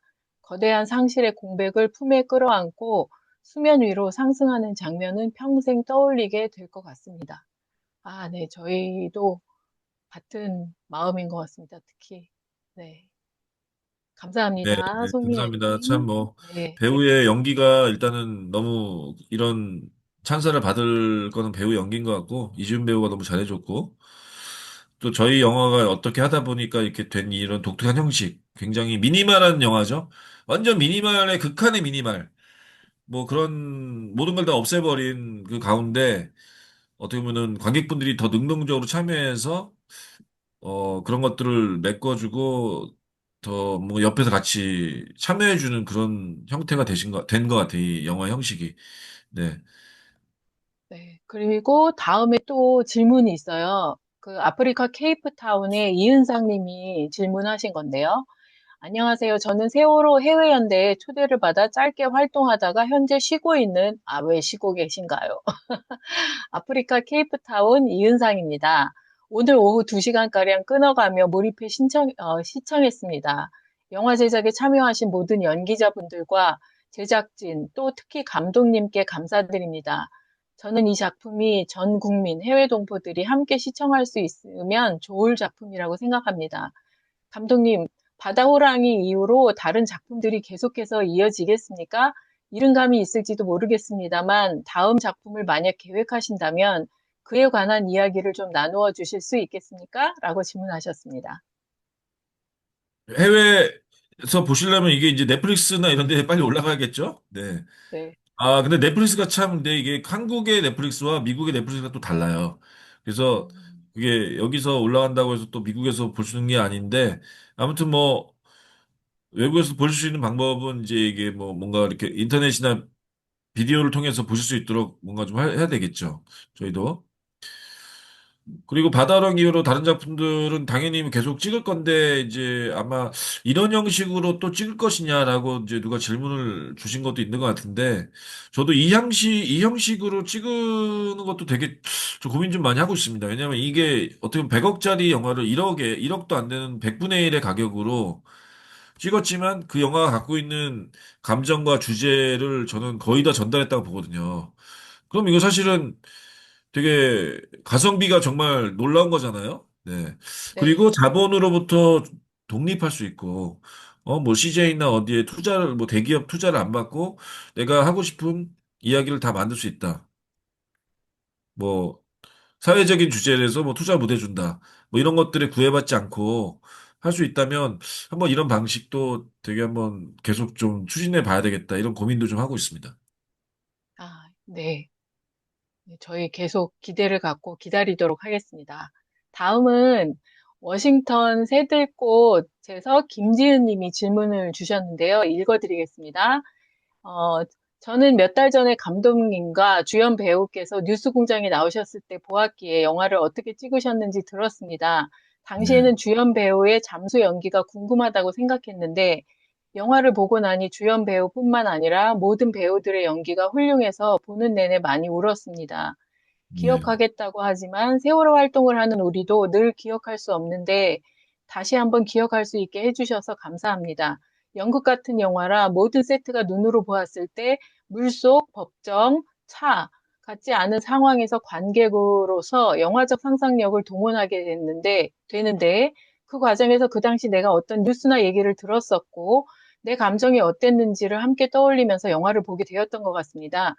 그리고 영화를 볼 때는 나래의 손에 감긴 붕대에 대해 큰 의미를 두지 않았는데 간담회에서 질문하신 분이 있어서 생각해 보니 감독님의 의도는 아니었던 것 같지만 유가족과 잠수사분들의 아직도 치유되지 않은 몸과 마음의 상처를 보여주는 상징적 장치로도 볼 수 있겠네요.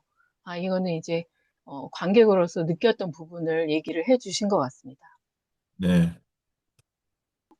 그리고 저는 이건 개인적으로 질문을 하고 싶었던 거였는데요. 이제 어쨌든 소재가 쉽지 않았던 만큼 그 배우들의 어떤 이것들을 다 표현을 할 때 그 감정, 그 다음에 또 몰입해야 되는, 역에 몰입해야 되는 이런 과정에서 배우들의 어떤 마음이 힘들거나 이런 건 없으셨는지, 그런 과정은 어떻게 풀어내셨는지가 궁금해요. 네네네. 아프리카 케이프타운은 정말 너무 먼 곳에서 또 이렇게 얘기해 주셔서 감사합니다. 그리고 워싱턴 김지훈 님도 뭐 말씀하신 그 붕대에 대한 의미는 저도 뭐 어떤 맞습니다. 그 아직도 치유되지 않은 상처를 보여주는 상징적 장치다. 이렇게도 볼 수 있겠네. 이거는 차마 제가 잘 생각은 안 했는데 그렇게도 보여줄 수 있는 장치인 것 같고 그 아이 자체가 이 상처죠. 이 잠수사에게는 못 구해낸 그 어떤 아쉬움과 그 트라우마를 겪고 있는 원인 중에 하나죠. 그게 뭔가 그 아이를 두고 나왔던 것 자체가. 그게 참 놀랍게도 이 좋은 일을 하신 분들이 그 무슨 뭐 파란 바지 아저씨인가 빨간 바지 아저씨인가 뭐 이렇게 그분들 계시지만 충분히 좋은 일 하셨으면서도 더 못 구해낸 거에 대해서 굉장히 트라우마가 생기시더라고요. 그게 참 인간의 어떤 또 선의에 대한 또 어떤 본능인 것 같은데, 남들보다 훨씬 좋은 일을 했음에도 불구하고 왜 하나라도 더 못 구했을까? 이런 것 때문에 가슴 아파하고 그게 심지어 정신적인 트라우마까지 되신다는 것에 참 안타까움도 느끼고 또 너무나 참 대단하신 분들이라는 생각이 듭니다. 근데 그 이유는 아마 그분들에게도 우리 국가나 공동체적인 면에서 어떤 치유라든지 또 여러 가지 정신적인 응원을 잘 못 해줘서 그런 게 아닌가 생각이 들고, 이번에 그분들이 이렇게 괴로워하는 이유 중에 하나는 그렇게까지 몸바치고 애썼고 또 못 구해낸 그 안타까움이 있는데도 불구하고 사회에서 그 사고 참사 자체를 막 강제로 잊으라고 하고 되게 무시하고 이렇게 뭔가 질타하는 모습 속에서 이렇게 굉장히 마음속에 어떤 자아가 흔들리는 것 같아요. 저는 그렇게 생각해요. 이번에 그 이태원 참사에서 젊은 그 소방관이 스스로 목숨을 끊은 그 비극적인 상황도 저는 이렇게 생각합니다. 그 사람이 우울증이다, 뭐 단순히 뭐 이렇게 생각하는 게 아니라 자기가 눈앞에서 자기 나이 또래 그 아이들이 죽어가는 걸 다 봤잖아요. 너무나 그 충격적인 끔찍한 일일 텐데, 그렇게 그 비현실적인 상황 속에서 자기가 어쨌든 살아가려고 하는데, 이 사회에서 그 사고 자체를 지우려고 그러고, 이거는 그냥, 뭐야, 할로윈 때 놀러 갔던 애들이 뭐 그냥 무대기로 그냥 어쩌다 죽은 사고일 뿐이지 이게 국가의 책임은 전혀 없다. 빨리 잊어라. 그냥 뭐, 그거는 그냥 놀러 갔다가 애들이 그 죽은 애들 잘못이다. 뭐 이런 식으로 그걸 자꾸 지우려고 하고 이제 없애려고 하니까 이 소방관이라는 이 사람이 봤던 자기의 그 충격적인 기억들, 그리고 그 어떤 자기 마음의 상처, 이런 것을 다 국가가 강제로 그런 일은 있지 않았어. 그건 아무것도 아니야. 그런 것들은 무의미한 거야. 라고 이렇게 할 때 아마 그 사람의 자아가 되게 깨질 것 같아요. 내가 겪었던 전쟁터에 갔다 왔는데 그 전쟁터는 되게 무의미한 거야. 그 전쟁터는 존재하지 않았어. 전쟁터에 갔다 온 거는 개죽음이야. 이런 식으로 막 할 때 이 사람의 전쟁에서 겪었던 그 상처나 트라우마는 오히려 점점 커지고 전혀 치료가 안 되겠죠. 마찬가지로 이 사고를 우리가 제대로 예우하고 제대로 국가에서 그거를 받아 안을 때 이 모든 관계자들의 트라우마들도 함께 치유가 된다고 저는 생각됩니다. 안 그러면 절대 치유 안 될 것 같아요. 네. 네, 공감합니다. 저희 네. 영화에서 그 나래 어머니가 그 후반부에서 그 잠수사님한테 물 밖으로 나오세요라는 대사를 하는 걸 네. 들으면서 저는 감독님 말씀처럼 저희 전체가, 이 한국 사회 전체가 아직은 트라우마에서 빠져나오지 않은 거라고 생각하고, 네. 이 물 밖으로 나오기 위해서는 여전히 국가와 정부의 역할이 중요할 수밖에 없고, 주도권을 가지고 있을 수밖에 없다. 이런 그렇습니다. 생각이 들어서 저도 개인적으로는 처음에 굉장히 마음의 준비를 하면서 영화를 봤습니다. 제가 네. 세월호 활동을 하긴 하지만 항상 어떤 이런 것들을 접할 때는 적지 않은 마음의 준비를 하고 보거든요. 네. 근데 보고 나서는 저는 오히려 마음이 편안해지면서 이렇게 더 힘이 나고 치유가 되는 그런 느낌도 받았거든요. 지금 네. 여러분들도 다 그런 식으로 인상을 써주시는데 그러면서 워크온, 워크온이라는 말이 제 마음에 계속 남더라고요. 우리가 홀로 가는 게 아니기 때문에 저희가 계속 가야겠구나, 이런 생각을 하면서 많이 울면서 봤지만 또 보고 나서는 마음이 따뜻해지는 그런 영화였던 것 같습니다. 네, 맞습니다. 이 영화를 만들고 저도 이렇게 보면서, 누가 그러시더라고요. 댓글로 누가 이렇게 이제 보신 소감을 인터넷에 적어주셨는데, 영화가 이제 어떤 이분들을 세월호 유가족과 잠수사들을 좀 내가 받아들이고 이분들을 공감하려고 영화 보러 갔다가 영화가 나를 위로해줬다. 내가 치유받았다. 이런 얘기를 하셨어요. 그게 무슨 말일까 생각해보면은 이 영화 자체가 이제 그 어떤 또 잠수사와 이제 유가족이 서로 이제 끌어안고 안아주면서 서로 상처를 이렇게 보듬어주는 그런 장면이 클라이막스에 있는데 그 장면에서 아마 그 우리 관객분들도 우리 모두가 다 트라우마가 있잖아요. 그 상처가 있고 그것이 우리 모두의 어떤 인생에 굉장히 큰 어떤 어? 칼로 베인 것 같은 상처를 갖고 있는데 그거에 대해서 이 영화가 어떻게 보면 조금 그 위안해주고 많이 힘들었지. 이제는 좀, 그 더 좋은 그분들을 위해서 우리가 좀 더 힘을 내서 앞으로 계속 걸어 나가고 또 끝까지 포기하지 말자. 뭐 이런 식의 어떤 용기를 주고, 뭔가 위안을 줬던 것 같습니다. 거기에 사실 기여한 것이 사실 이제 음악이 되게 중요한 역할을 했는데 아까 얘기를 하셨으니까 이게 You Will Never Walk Alone이라는 음악이 이 영화의 어떻게 보면 정말로 또 하나의 큰 캐릭터인데 이 음악은 이제 사실은 뭐 이 힐스버그 참사라는 그 어떻게 보면 이태원 참사랑 되게 비슷한 거예요. 이렇게 그 100명 정도의 그 축구 팬들이 압사했어요. 그 축구장에서 막 밀려나가다가. 근데 이제 그게 대처 정부 때 이제 80년대 이제 영국에서 벌어진 참사인데 리버풀 다 팬들이 그때 다 이제 100여 명이 이제 그렇게 이제 돌아가셨어요. 근데 이제 대처 정부가 마치 윤석열 정부처럼 그거는 관객들이 훌리건들, 광팬들이 그렇게 이제 난리치다가 사고가 난 거지. 국가는 할 일을 다 했다. 국가 잘못 없다. 뭐 이렇게 해가지고 완전히 그냥 그렇게 그냥 무시했습니다. 상처를 전혀 치료해주지 않고 그렇게 이제 그냥 다 떠넘겼어요.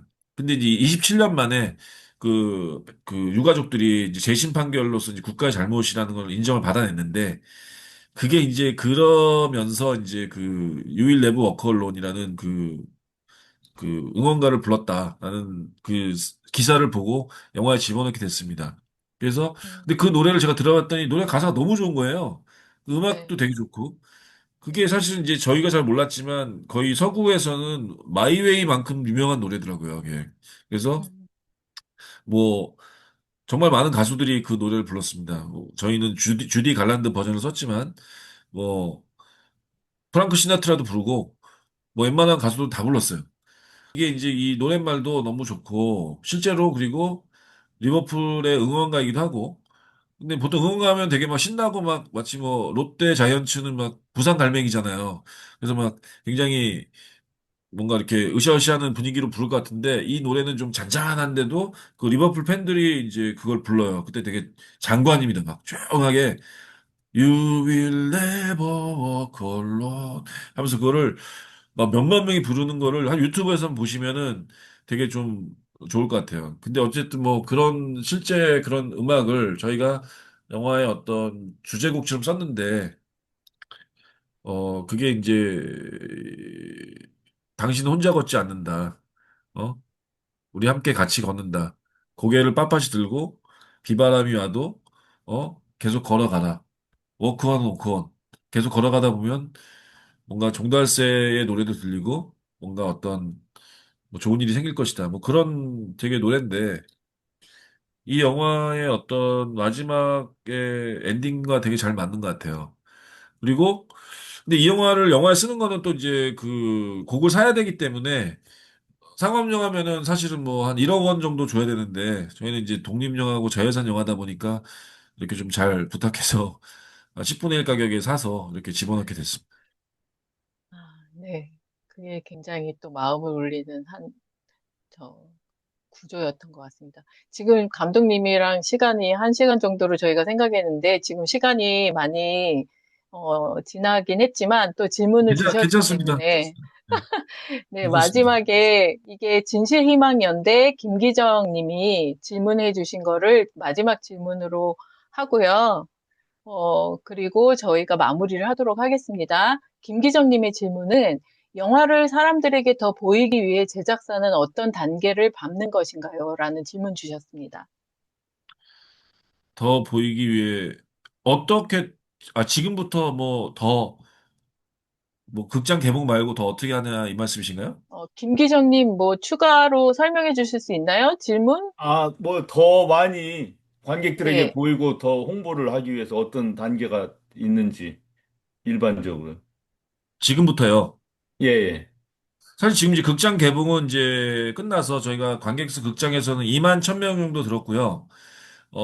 뭐 독립영화 기준으로는 뭐 적게 는 건 아닙니다. 독립영화는 1만 명 드는 것도 사실은 굉장히 성공이라고 생각하기 때문에 저희가 뭐 상업영화 기준으로 보면은 뭐 작은 수지만 독립영화로는 2만 1,000명 정도면은 뭐 저희가 감사하게 생각하고 있고 하지만 더 많이 보여주기 위해서는 이제는 지금 하고 있는 게 공동체 상영하고 있습니다. 공동체 단체 뭐 어떤 뭐 학교든지 아니면 뭐 노조 아니면 뭐 사회단체 이런 데서 이제 보고 싶다고 하셔서 뭐 몇십 명이 이렇게 신청하면은 극장을 빌려서 상영하거나 뭐 직접 그 뭐 어떤 강당 같은 데로 가서 틀어드리는 일을 하고 있고요.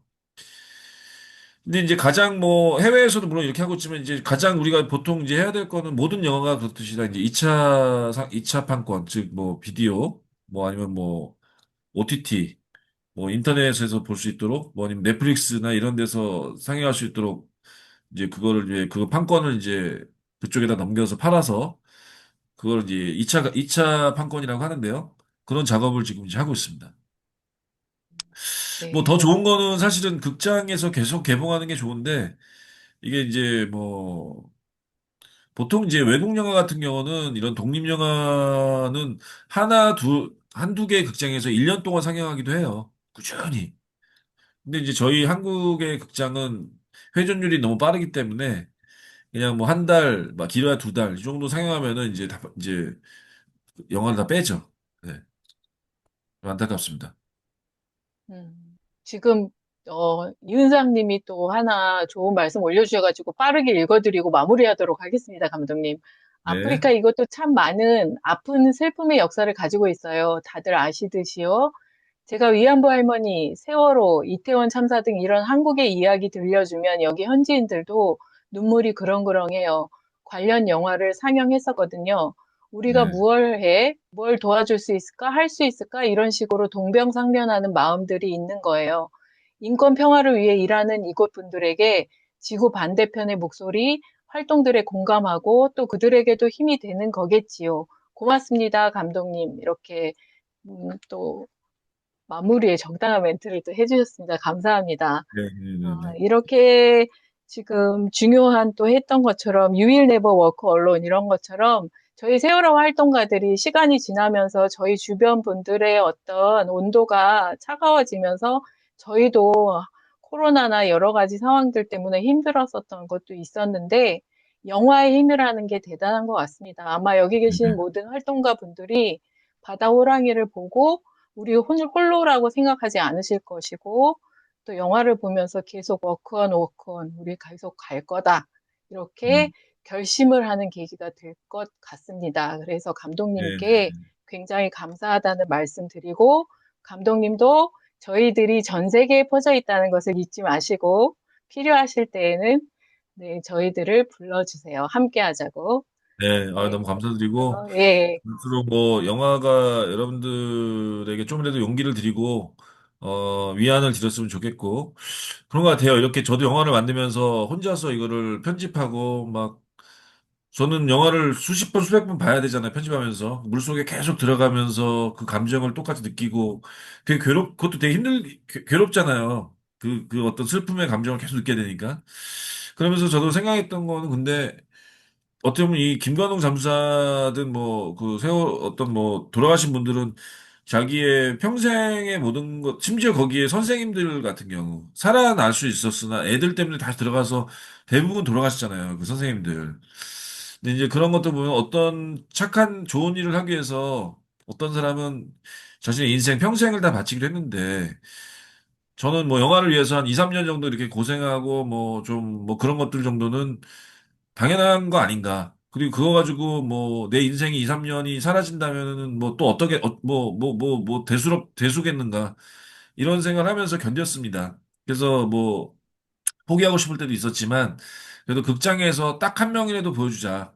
그런 마음 속에서 뭐 제 인생이 보답받지 못한다 하더라도 뭐 평생을 다 바친 분들도 있는데 제가 그 정도의 어떤 뭐 노력은 고생은 하는 거에 대해서는 토를 달지 말자.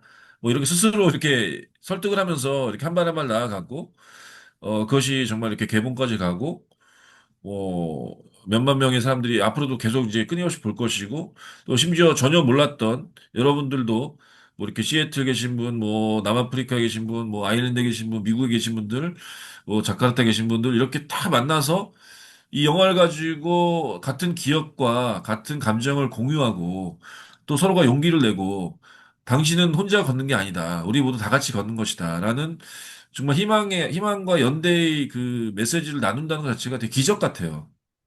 그리고 정말 한 사람이 마음을 먹으면은 세상이 조금이라도 바뀌는구나. 뭐 저의 어떤 마음의 가짐으로 영화가 개봉됐고 또 여러분들 중에 누군가가 이거를 꼭 같이 봐야겠다는 마음을 품으셔서 또 이런 또 생각지도 못한 전 세계의 어떤 사람들과 이 영화를 생각하는 또 시간을 갖게 됐고 그런 것 같습니다. 저희가 조금씩이라도 벽돌 하나 쌓듯이 계속 쌓아 나가면 세상은 쪼르르 바뀌고 저희가 뭐 죽을 때까지 해도 다 안 될지도 몰라요. 하지만 그래도 이렇게 누군가 같이 해나간다는 건 되게 소중한 것이고, 가서 계속, 당신은 You will never walk alone. 혼자 걷지 않는다라는 생각을 하면서 우리 모두 우리 세월호 연대, 세월호의 어떤 이 참사를 또 생각하시는 모든 분들이 지금 11년 지났습니다. 11년 지나서 이제는 그만할 때 되지 않았을까.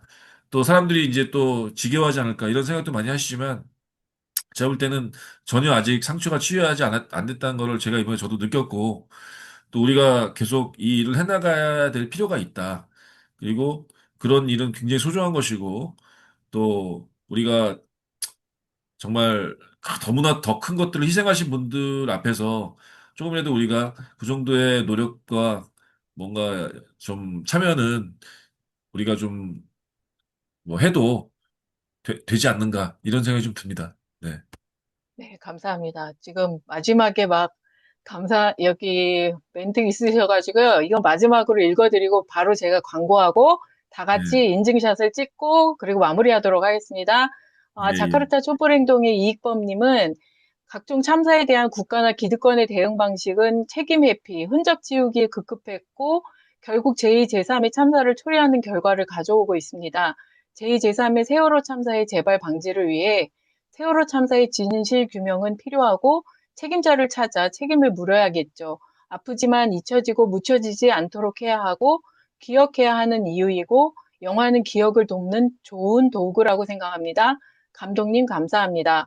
그리고 구보경님, 시카고 335 MK님도 감사하다고 하셨고 노르웨이 한비님도 고맙습니다 하셨고요. 그 다음에 뉴욕, 뉴저지 335 뉴원님도 여기 계신 분들과 그다음에 감독님께 감사하다고 하셨고 이군님, 이선아님 모두 감사하다고 하셨습니다. 네, 감사합니다. 오늘 네. 여러분이 참석하셔서 열띤 질문도 하셨고 감독님이 또 열정적으로 대답을 해주셨고 또 오늘 새롭게 감독님의 그 사랑과 이 열정과 홀로 계시지 않다는 것에 대해서 네. 큰 발견을 했고 감독님 팬이 되었습니다. 네, 감사합니다. 저희는 네, 감사합니다. 같이 걸어갑니다. 네, 그리고 저희가 인증샷 찍기 전에 광고 하나 드리도록 하겠습니다. 이번에도 4.16 해외연대, 미시간 세사모, 샌프란시스코 공감, 스프링 세계시민연대 다 함께 10월 달에는 이태원 참사 3주기 추모식을 할 예정입니다. 날짜는요, 한국 날짜입니다. 한국 날짜 10월 26일 일요일, 한국 시간으로 오전 7시고요. 미 서부는 토요일 오후 3시고, 미 동부는 토요일 오후 6시, 유럽은 일요일 자정이고요. 인도네시아는 일요일 오전 5시입니다. 기억해 두셨다가 저희 다 함께 3주기 추모식 때 뵙도록 하겠습니다. 그러면 감독님 정말 감사드리고요. 다 네, 같이 인증샷을 찍도록 하겠습니다. 인증샷 도와주세요. 네, 찍습니다. 이렇게 네, 할까요? 하나, 좀 둘, 더 셋. 이렇게. 한 번 더 찍을게요. You will never 네. walk alone. 하나, 둘, 셋. 여기 보세요. 네, 네, 수고하셨습니다. 네, 아유, 수고하셨습니다. 너무 감사합니다. 네, 감사합니다. 정윤철 감독님 수고하셨습니다. 감사드립니다. 수고하셨습니다.